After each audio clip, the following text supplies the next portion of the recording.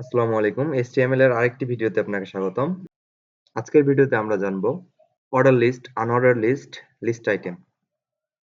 চলুন আমি আমার কোড এডিটর ওপেন করছি এবং এখানে আমি index3.html নামে একটি ফাইল তৈরি করলাম। ফাইল তৈরি করার পরে HTML লেখার বয়লার প্লেট রেডি করলাম।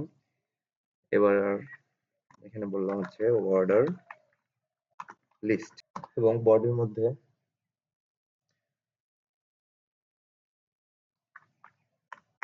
প্রথমে h2 ট্যাগ নিলাম। এখানে বলে দিলাম this is order list.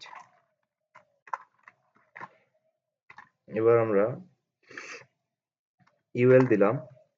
UL হচ্ছে আনঅর্ডার লিস্ট এবং আনঅর্ডার লিস্টের মধ্যে আসবে LI list item. List item কি হতে পারে? ম্যাঙ্গো, এরপরে হতে পারে বানানা, এরপরে হতে পারে আপেল। তো লিখে আমি সেভ করলাম এবং আমরা যে ইন্ডেক্স সেই ফাইলটা তৈরি করলাম সেটা ওপেন করি। তাহলে আমরা দিস ইজ অর্ডার লিস্ট এবং আমরা আমাদের লিস্ট আইটেম গুলো দেখতে পাচ্ছি। এবার চলে আসি ইউএল এর মধ্যে।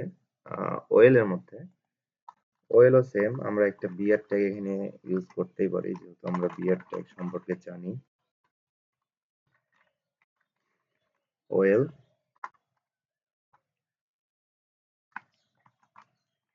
ফার্স্ট, সেকেন্ড, থার্ড লিস্ট আইটেমের মধ্যে ফার্স্ট, সেকেন্ড, থার্ড দিলাম, লিখে সেভ করলাম এবং আমরা যদি পেজটা রিফ্রেশ করি তাহলে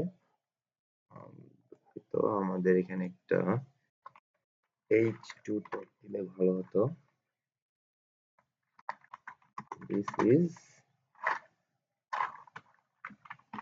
অর্ডার লিস্ট আর এটা হচ্ছে আমাদের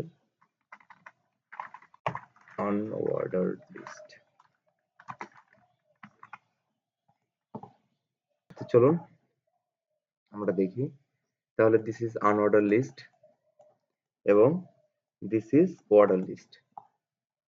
ধন্যবাদ সবাইকে। আসসালামু আলাইকুম।